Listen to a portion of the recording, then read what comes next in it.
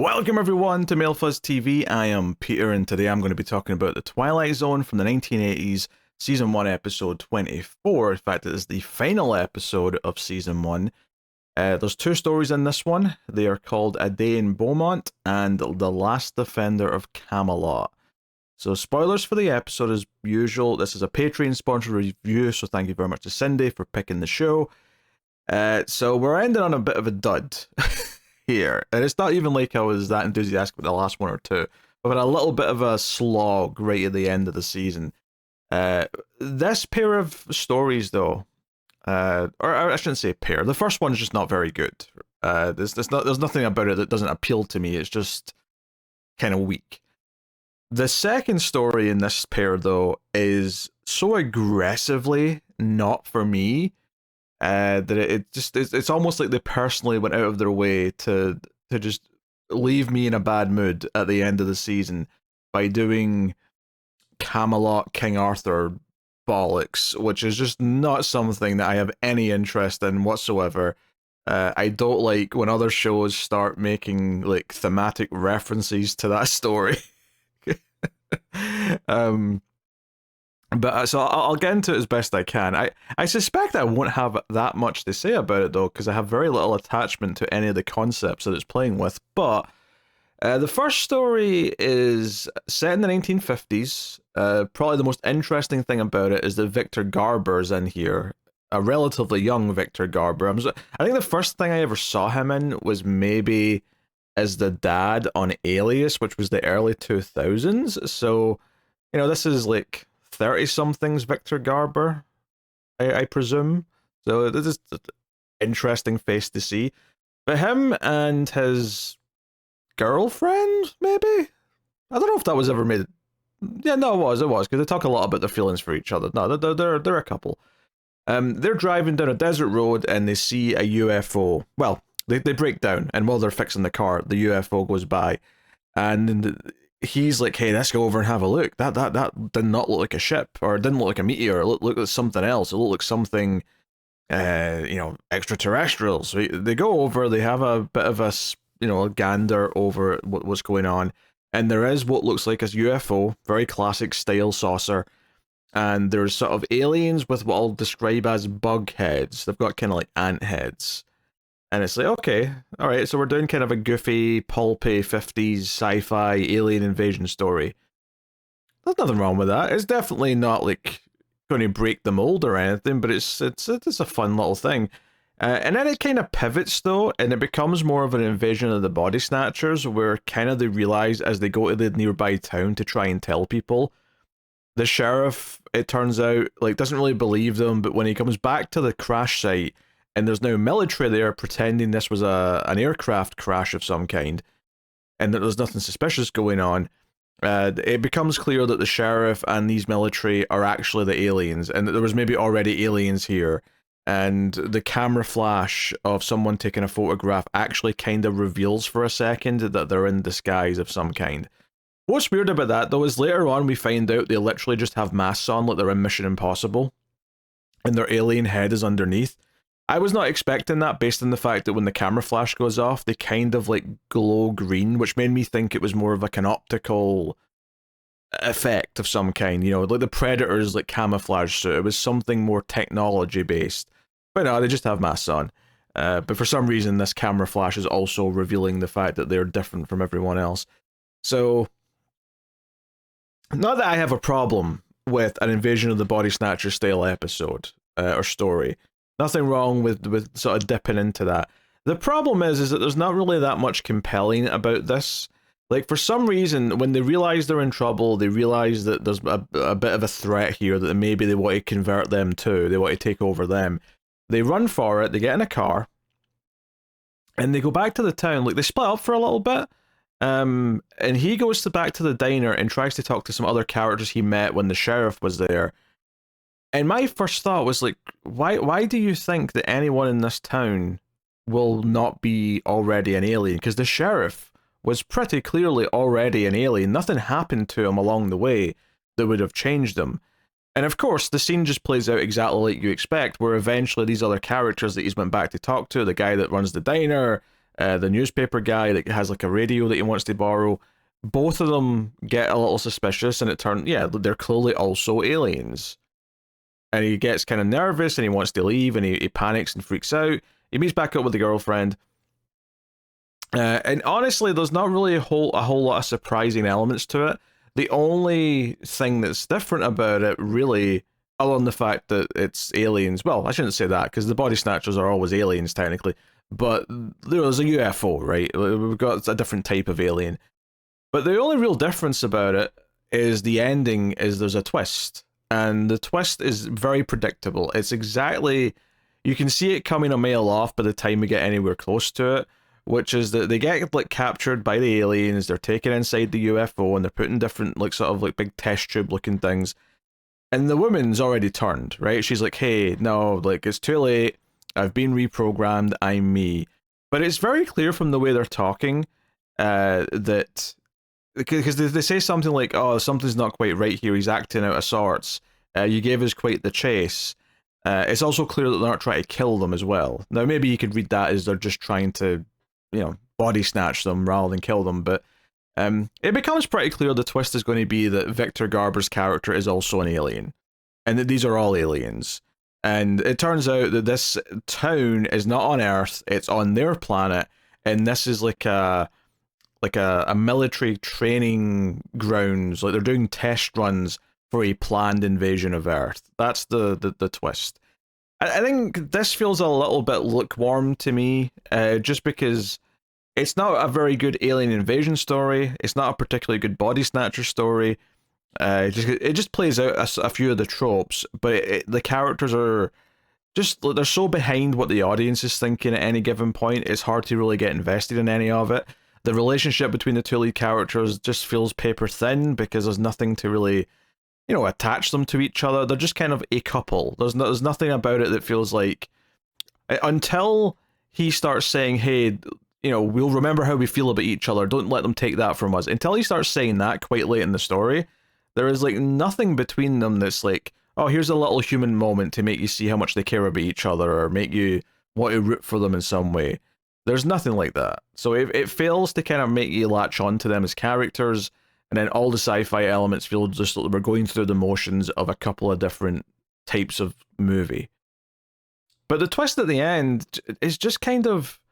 It also feels very derivative of previous Twilight Zone twists. Now, this exact twist hasn't happened, but the sort of more general idea of, oh, who we thought were the humans and who we thought were the aliens is flipped at the end has been done before a couple of times, and more importantly, it's been done better multiple times before, particularly in the classic, original Twilight Zone show rather than this one. But it's something that they've done before, it's something that has been done better before, and it kind of felt a little bit like we didn't really know what to do for a story at the end of the season.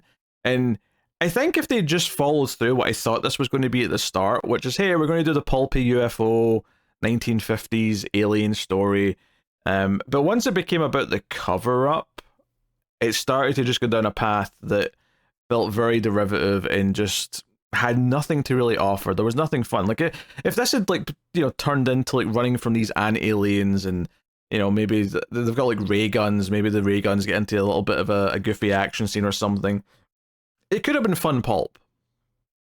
But it failed to be that. It never quite hit the emotional notes to actually care about what was going on, and the twist is honestly predictable and easy to get to. And I've not even mentioned the worst part about the twist, actually, which is that basically he's like screaming, no, I'm a man, and like smoke or mist fills up his test tube, and it looks like he's about to rip his face off to reveal that he's also an alien. The actual ending that reveals all this is that another man dressed like he used to be comes into the same diner ranting about how he saw something crash land out by the road and he wants help. And the reveal at the end is that the sheriff now in this town, this training ground for running through these simulations about what it will be like to invade Earth, the sheriff is now Victor Garber. And this particularly rubbed me the wrong way because it's so similar to a story from just the very last episode. The dream episode from last time, where like everyone changed roles when the dream reset, this was basically the same reveal at the end of the episode. The context is a little different, but I'm like, am I supposed to be impressed? You just did this last week. So yeah, not very good. Like obviously, like all the ideas in it appeal to me in one way or another. It's all sci-fi that I enjoy, but it's just not a very good example of any of it. So sadly, just not very good, and that's kind of where I land on that one. The second story is, it's. I don't think, I don't know if people who are into this kind of thing will like this story. Is it good for them or is it just bad in general? But I especially hate it because I don't like any of the things it's doing or just the subject that it's dealing with. So it's based on a short story and adapted by George R. R. Martin, which is worth mentioning as well, I suppose. Yes, he is that old, but this is set present day, 1986, in what's his hold on. Oh god, what's the damn guy's name? The knight Lancelot. That's the one. I can't want to say Camelot. The problem is that Camelot and Lancelot are so similar words. I always mix them up. Obviously, Camelot's a place, not a person. But anyway, it's 1986, and he's an old man. He's been alive all this time.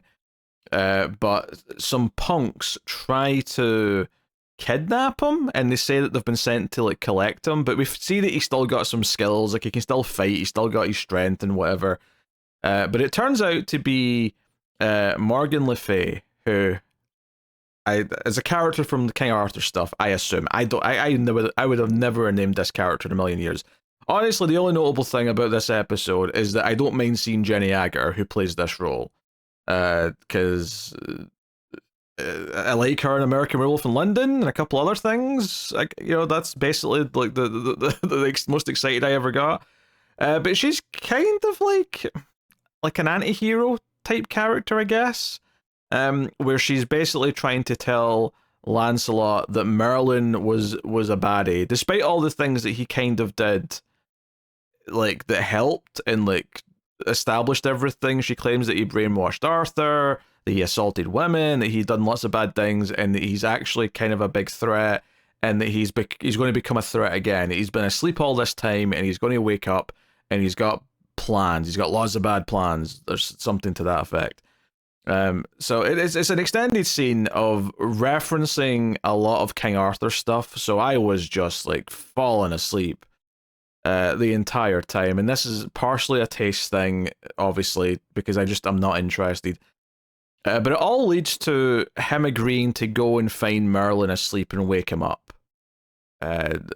Which I think they said was in Cornwall, and she uses magic to teleport him. However, for some reason, mystical, feel it in the force kind of stuff, Lancelot decides that the one punk that he sort of brought with him back to her, he should come with.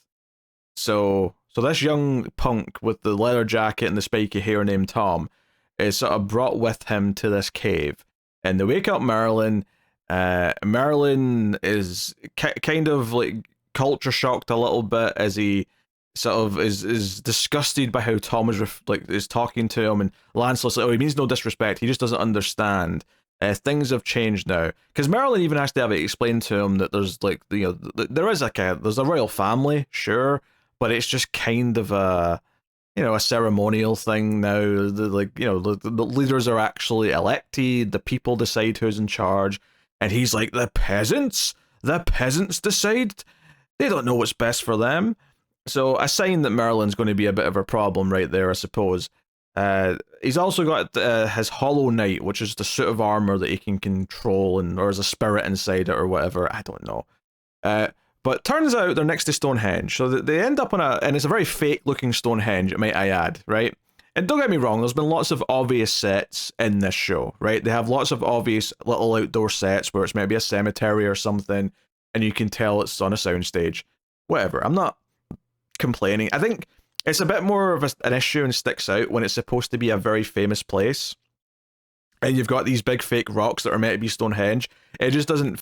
It sticks out a lot more. It feels a little bit more like it's breaking the suspension of disbelief. But yeah, Merlin wants to do a ritual, which turns out to be to sacrifice the young punk named Tom, so that he'll get all of his magic powers back, so he can then go on to fix the world as he sees fit. Lancelot steps in and says no. There's a whole thing here where he sort of double bluffs him, and he took away Lancelot's immortality, but Lancelot took some of the elixir that woke up Merlin, so he's like back to like full strength or whatever. So he basically steps in and says, no, the kid won't fight. I'll fight your Hollow Knight and take him on. So he suits up in suit of armor, and we get a goofy fight with like a suit of armor with a ghost in it, and Lancelot in a suit of armor, and there's like lightning flashing, and it's very obviously very cartoony lightning. And then that comes up again because when Jenny Agutter shows up and starts firing like magic electricity at Merlin, and then he fires some stuff back at her, we get like, you know, the good old fashioned cartoon drawn on the screen kind of visual effects, which, you know, like, I'm not saying there's not a charm to it, and if I was enjoying the story, I'd be just kind of like, that's kind of cute.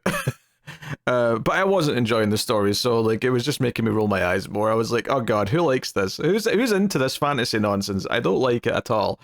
So yeah, I mean, ultimately, she's the one who ultimately kind of is able to take down Merlin, but Merlin's done enough damage to her that she's also dying, which leads to like a whole her being held in Tom's arms while she's talking to Lancelot. So we get a big monologue on her deathbed before she finally croaks. So it's full of cheese, full of tropes, all the stuff. And the big thing at the end is that Lancelot, when they're on their way back to something that will lead them back to London, he sees off in the distance, I assume Camelot? It looks like the Wizard of Oz or something. You know, there's like a big painting, a map painting of what's supposed to be a road that leads to like a fancy looking castle. So I assume he's going to the castle afterlife or something. I don't know. I really don't know. And Tom is like, where you going? That's the wrong way. But then he decides to go with him because he's inspired by the magic or something, I guess. God, I hated this. I effing hated this story. And it's a long story for this show as well. It was 30 minutes of the 45 runtime. It was a beefy story that I did not care for. It feels like people who are super into like Arthur lore and all this stuff with Lancelot, because they reference a bunch of the others as well, the other Knights of the Round Table or whatever. Like, you know, they drop all these things that I'm sure hardcore nerds for this stuff love it.